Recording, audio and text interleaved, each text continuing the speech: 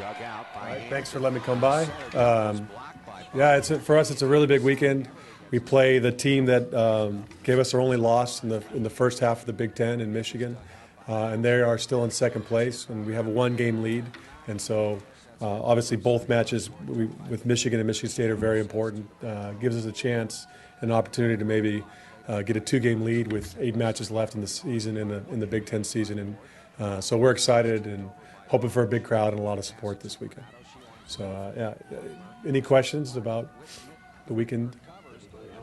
Everybody's as healthy as we're going to be. Yeah, we don't have Laura or Anna, but Erin Johnson looks great, and she was good against Minnesota. There were some questions about whether she was okay because she didn't play against Iowa, and that was purely because we felt like we would rather rest her and we had a chance to beat Iowa without her. But she was on call in case things went bad. So.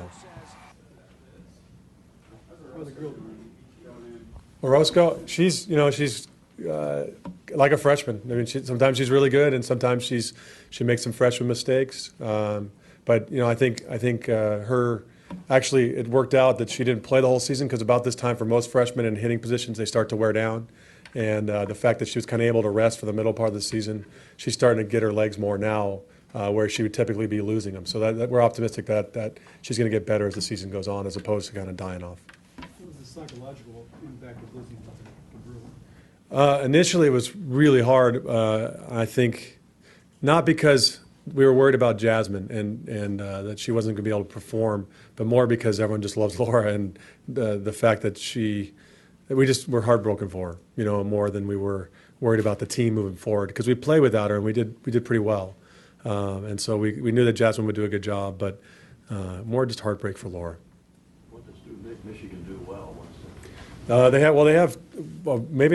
have 2 Player of the Year candidates, I think, and Alex Hunt, who is a lefty outside, plays left side as a lefty, which is you don't see that very much, and she hits the ball extremely hard. And then they have some people might argue the best setter in the country, in Alexi Zimmerman, who attacks more than most setters, meaning she jumps up and on second contacts and throws it around.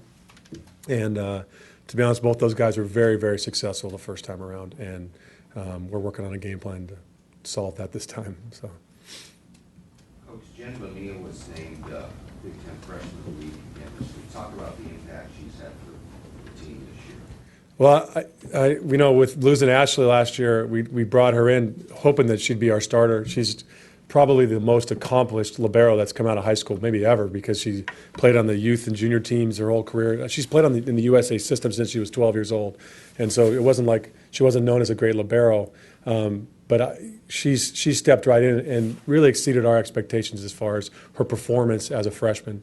I think early on, she was a great athlete and she has great instincts, and she kind of relied on those instead of relying on working inside the confines of our system and maybe seeing some visual cues and adjusting to that. And now she's starting to do those things and play inside of our system, and then we kind of give her that freedom to use her instincts inside the system. And I think she's really starting to figure it out. And I thought this weekend she was exceptional. Basically against Minnesota, they had these 2 outsides who said, "Okay, Jen, we're going to take everything but right at you, and they're going to come hard at you." And I thought she was one of the biggest reasons why we won that match.